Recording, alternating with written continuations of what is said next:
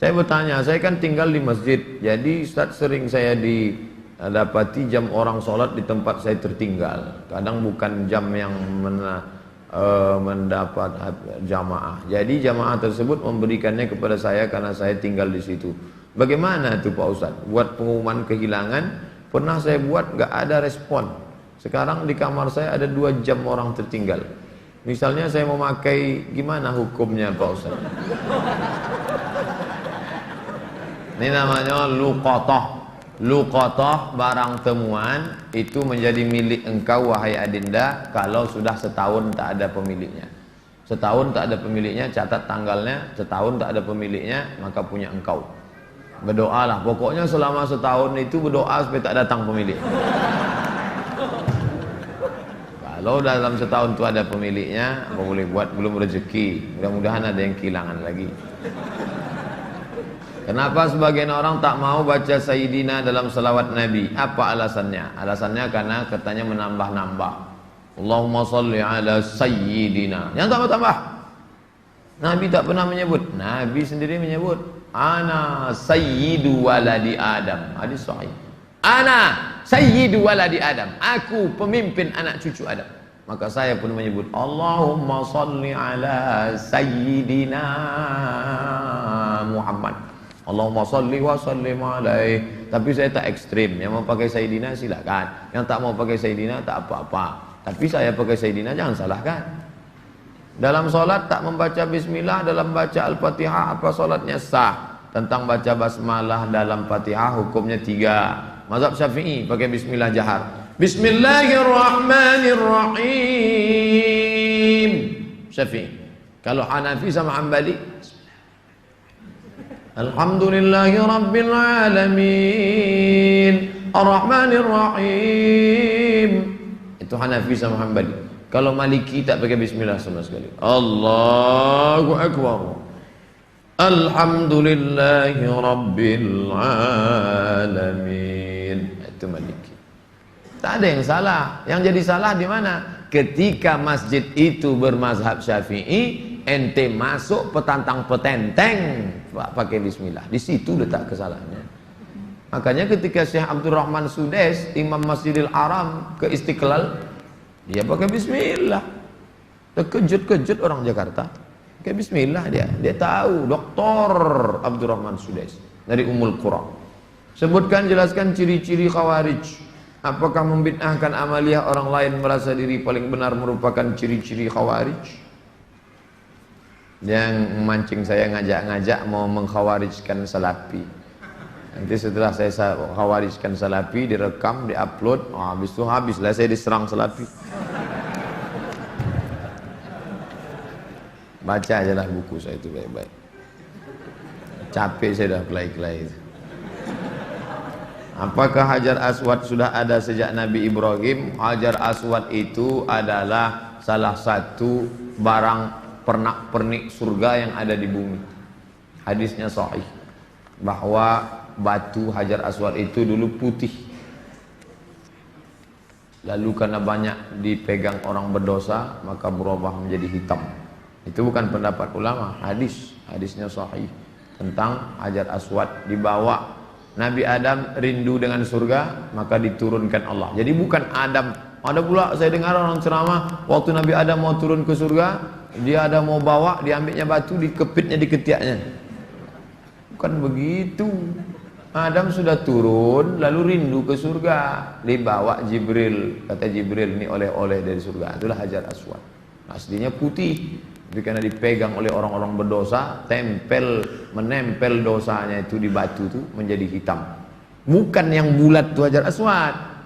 Ada butir-butir kecil-kecil hitam-hitam dia. Tengok dari dekat. Itulah Hajar Aswad. Ditempelkan ke dalam batu. Baru dibalut dengan cangkang yang terbuat dari besi. Nah, itu yang dicium. Batu kecil-kecil dalam. Yang besar itu batu biasa. Ditempelkan ke dalam batu biasa. Hajar Aswad. Kalau istri tadi putih kemerahan, panggil dia Humaira. Kalau hitam ya Hajar Aswad. Jangan marah deh. Umur saya 24 tahun. Sekarang saya sudah kerja di perusahaan A. saya baru diterima di perusahaan B yang merupakan pekerjaan impian saya. Tapi jika saya mengambil pekerjaan di perusahaan B, saya tak boleh menikah selama setahun. Sedangkan calon saya tak mau menunggu karena orang tuanya sudah tak bisa menunggu. Menurut Ustadz gimana itu? Karena di satu sisi saya ingin bekerja di perusahaan B karena gajinya lebih besar dan itu pekerjaan impian saya. Tapi penempatannya di luar kota. Jika jadi menikah kami bakal LDR. Tolong Pak Ustadz, ini tak ada masalah fikih, ini masalah perasaan. Saya hanya bisa menjawab masalah-masalah fikih. Adapun masalah perasaan,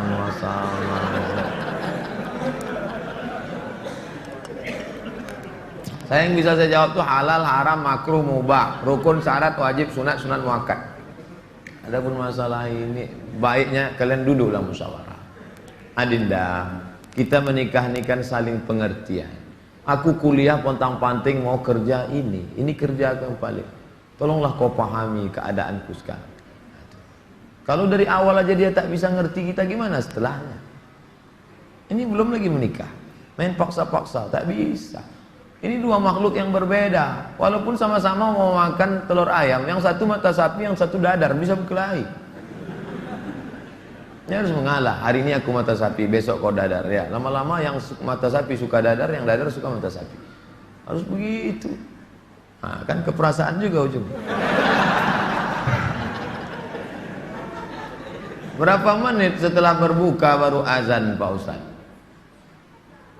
Waktu azan itulah berbuka.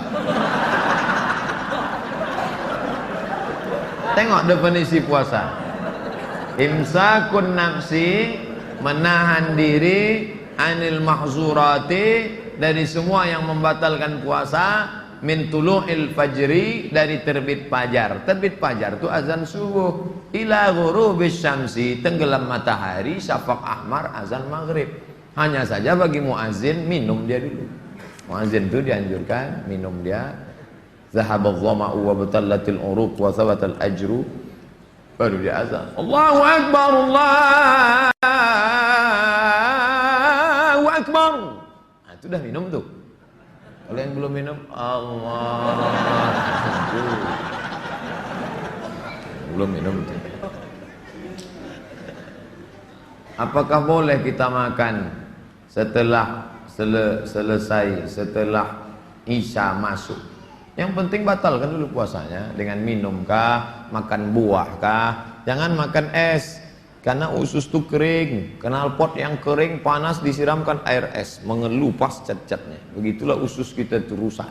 Maka yang paling bagus orang Mesir, korma kering, bukan korma yang basah, korma kering, pecah-pecah, buang bijinya, masukkan ke dalam, siram pakai air panas.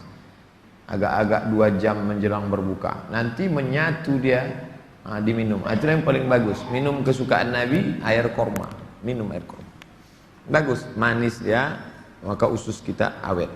Apakah batal puasa mencicipi gulai untuk merasakan garamnya? Mazhab Hambali mengatakan tak batal, karena dia tak masuk ke rongga, tak masuk ke dalam, hanya di ujung lidah. Di ujung lidah ini ada perasa. Jadi teteskan. Maka tak batal, karena tak masuk. Habis dirasanya gini, habis itu diludahkannya boleh. Tak masuk ke sini, tak masuk. Mazhab Hambali, tapi saya tak mengamalkan. Saya tidak mengamalkan. Ini saya jawab, mana tahu nanti ada ustadz. Saya bilang tak boleh. Tiba-tiba ada ustadz mengatakan, oh tak tahu Ustadz Somad. Saya tahu, tapi saya tak amalkan. Kenapa? Membuka pintu celah. Saya tak menyalahkan Imam Hambali. Orang sekarang imannya tak macam Hambali. Asik mencicip aja dari pagi. Cicip. Ustadz, gimana cara menghafal Quran? Kami dulu aturan di Al-Azhar tidak pakai SKS, kuliah tak SKS, setahun dipaket 14 mata kuliah, 2 juz Al-Quran, tidak pakai SKS, tahun 1, tahun 2, tahun 3, tahun 4, 14, 2 juz. Jadi cara kami sebelum subuh dihafal dulu. Satu halaman, sebelum subuh hafal 1 halaman. Nanti ke masjid, qobliyah subuh baru diulang waktu baca. tahiyatul masjid itu dibaca, maka lama sholatnya karena mengulang setengah, satu rakaat setengah diulang. Tahiyatul masjid, qabliyah subuh, duha, qabliyah zuhur, ba'diyah zuhur, dalam sholat zuhur, qabliyah asar. Nanti asar distorkan ke syekh. Biasanya di tiang-tiang syekh nunggu ngapal. Tapi yang mau menghafal ngantri panjang, nyetorkan hafalan. Tradisi itu tak ada di Pekanbaru. Kalau di Mesir menyetorkan hafalan ngantri menjelang asar sampai maghrib, menyetorkan hafalan setengah juz. 1 hari 2 hari, jadi 20 hari hafal 1 juz, 20 hari. Nah, baru waktu yang lain dipakai untuk menghafal. Ujian tak boleh bawa buku, masuk ke dalam hanya pena saja, bawa kertas tak boleh. Kalau ketahuan mencontek, ditangkap, bisa dicabut, deportasi. Jadi kalau sudah deportasi, putus beasiswa, pulang tak dapat tiket, diusir dari asrama, malu. Karena dulu sebelum berangkat udah kenduri motong kambing. Jadi tekanannya tinggi. Jadi ketika saya pulang, saya terapkan sistem itu. Tak boleh nyontek. Semuanya menyontek. Akhirnya saya berpikir, gimana supaya saya buat 10 soal. Buat 10 soal, bagi. Boleh nyontek Pak? Silakan. Oh kok lain soalnya gitu. Baru tahu dia. Saya masih muda Ustadz, ya kelihatan dari tulisannya. Saya menyukai seorang akhwat. Alhamdulillah. Sempat antum suka ikhwan? Masuk antum yang 144 di. Apa yang harus saya lakukan Pak Ustadz? Kalau untuk meminang sekarang saya tak bisa karena masa kuliah. Saya nggak mau pacaran, tapi saya takut nanti akhwat yang saya suka ini diambil orang. Apa yang harus saya lakukan Pak Ustaz? Antum datang ke orang tuanya, Pak, saya mau minang anak bapak. Kapan kau nikah? Ya setelah selesai kuliah lah. Semester berapa sekarang? Baru daftar Pak.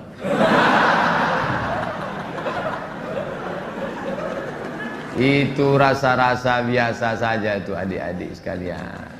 Nanti setelah sekalian kuliah, banyak yang lebih cantik, lebih mantap dari itu. Anggap ingin lalu aja. Tak ada. Nanti setelah kalian selesai, banyak yang lebih hebat lagi daripada itu. Maka tundukkan pandangan. Yang gadis-gadis bagus pakai cadar, supaya tak nampak laki-laki wajah. Ustadz di mana di Pekanbaru ini tempat belajar tahsin ngaji? Ustadz Hardi LC.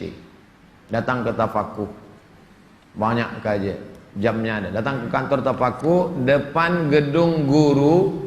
Dari sini sebelum Purna MTQ, gedung guru sebelah kanan ada perkantoran Sudirman. Di depannya ada karaoke Rosa. Tapi jangan antum masuk ke situ. Kanan karaoke, yang kirinya Tafakuh. Dr. Mustafa Omar. Tanya, ada Ustadz Hardi? Nah, daftar tahsin dengan Ustadz Hardi. Ustaz, Nabi Muhammad tak pernah cukup puasa sebulan pada bulan Sya'ban. Bagaimana kalau puasa bulan Rajab? Tidak pernah cukup puasa. Pernah Nabi. Bulan Sya'ban pernah Nabi sebulan.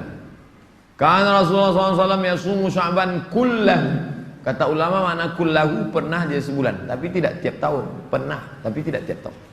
Bagaimana dengan Rajab? Rajab bagus. Mana dalil puasa Rajab? Wa minal hurumi fasum, berpuasalah engkau di bulan-bulan haram. Bulan haram itu Zulqa'dah, Zulhijjah, Muharram, Rajab. Dalilnya umum. Ustadz, gimana biar istiqomah sholat di masjid? Begitu sedengar azan langsung bangkit. Karena waktu azan berkumandang setan lari tunggang langgang. Wa 'alaiha duratun, sampai terkentut-kentut. Begitu terdengar azan, Allahu Akbar, Allahu Akbar, bangkit langsung berangkat. Jangan antum santai nanti aja lah menunggu iqamat. Oh enggak, langsung berangkat, langsung ke masjid. Intizarus shalah ba'da shalah, menunggu salat. Paksa-paksakan sampai dia mendarah daging sehingga kalau tak salat meleleh air mata antum. Itu baru terasa manisnya salat jamaah. Apa saja penyebab rezeki dihambat Ustaz? Kami sudah kerja potong panting tapi hasilnya selalu kurang, malah hutang tambah banyak. Banyak berdoa kata Nabi pada orang yang dililit utang, Allahumma inni a'udzubika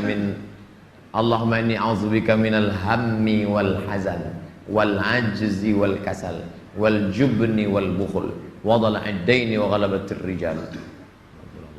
berusaha. Kalau engkau belum diberi Allah, husnuzan pada Allah. Tak sulit bagi Allah menyehatkan Ayub, tak sulit bagi Allah menyelamatkan Yusuf, tak sulit bagi Allah membuat Ibrahim punya anak Ishak, tak sulit bagi Allah menolong Muhammad sallallahu alaihi wasallam. Dia hanya ingin menengok engkau terus berusaha dan berdoa. Bagaimana hukumnya dalam perjalanan menuju kajian Ustadz? Kami melaksanakan sholat maghrib di jalan.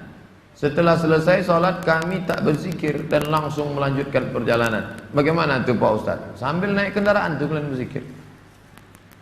Subhanallah, subhanallah, subhanallah, subhanallah, subhanallah, subhanallah, subhanallah. Alhamdulillah, alhamdulillah, alhamdulillah. Tent, subhanallah.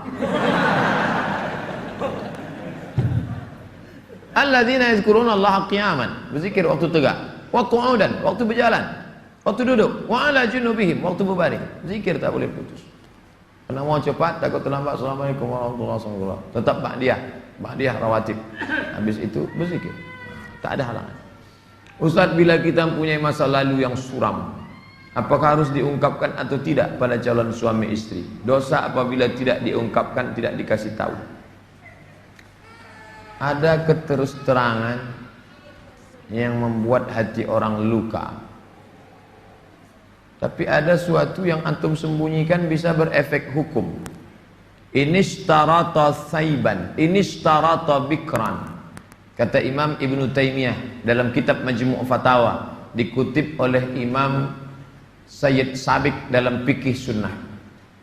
Yang punya teks Ibn Taymiyah, nama kitabnya Majmu' Fatawa. Dikutip oleh Sayyid Sabiq, dibuatnya dalam kitab Fikih Sunnah. Inishtarata bikran fapanat saiban falahul fashu. Kalau seorang suami mensyaratkan istrinya mesti perawan, ternyata tidak perawan, maka dia punya hak fasah membatalkan pernikahan. Jadi kalau sekedar antum dulu pernah nonton karaoke, tak perlu antum ceritakan. Ditanyanya, kau solihah? Insya Allah bang. Masa lalumu, siapa yang tak pernah punya masa lalu? Emangnya kau suci? Tapi kalau sudah masalah implikasi hukum, antum mesti terus terang. Karena kalau antum bohong, maka dia punya hak fasah.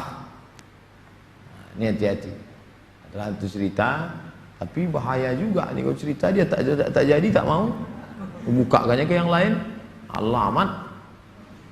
Pokoknya gawat lah itu dah.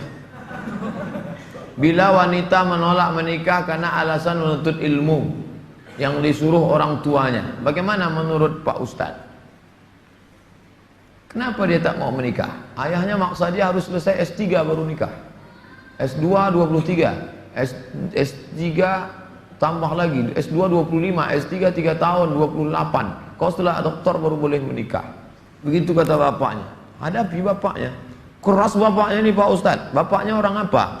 Orang Kabupaten Kampar. Ajak Ustadz Mustafa Umar. Bapaknya orang apa? Orang Jawa. Ajak Ustadz Jamhur. Jumpa sama Ustadz Jamhur. Assalamualaikum, waalaikumsalam. Pripun kabari apik? Oh, katanya bapak tak mau ngasih anak bapak nikah sama dia. Saya bukan tak mau, itu saya ngasih alasan aja biar tak jadi sama dia. Ini orangnya baik Pak, baik orangnya, sopan. Oh, jadi ada pintu celah masuk ke dia. Bapaknya itu kan manusia, bukan robot. Ada hatinya. Kau sentuh tepat di hatinya, dia akan jadi milikmu untuk selamanya. Sebelumnya mau ucapkan selamat milad ke-40. Bolehkah itu mengucapkan selamat ulang tahun? Saya tak merasa 40.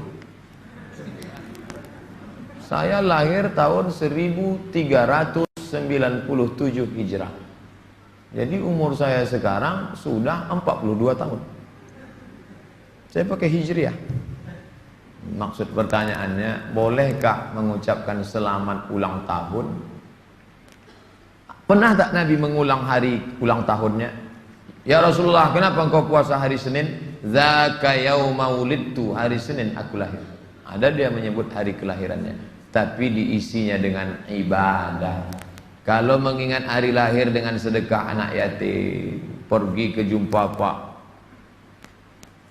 Yazid, sedekah. Pak Yazid, berapa anak yatim di sini? Ada 200. Tolong keluarkan. Semuanya, 5 orang aja Pak. Iko ada nasi bungkui kok. Makan bersama. Dek, makan ya. Adik kenapa tinggal di sini? Ayah saya meninggal. Adik syukur atas nikmat. Tak salah. Tapi kalau dikumpul kawan-kawan, hari ulang tahun, dipecahkan telur ayam, telur itik, telur bebek, dikasih pula ini, diikatkan di tiang listrik, disiram kopi, rupanya ada kabel telanjang, kontak mati. Buat dosa aja.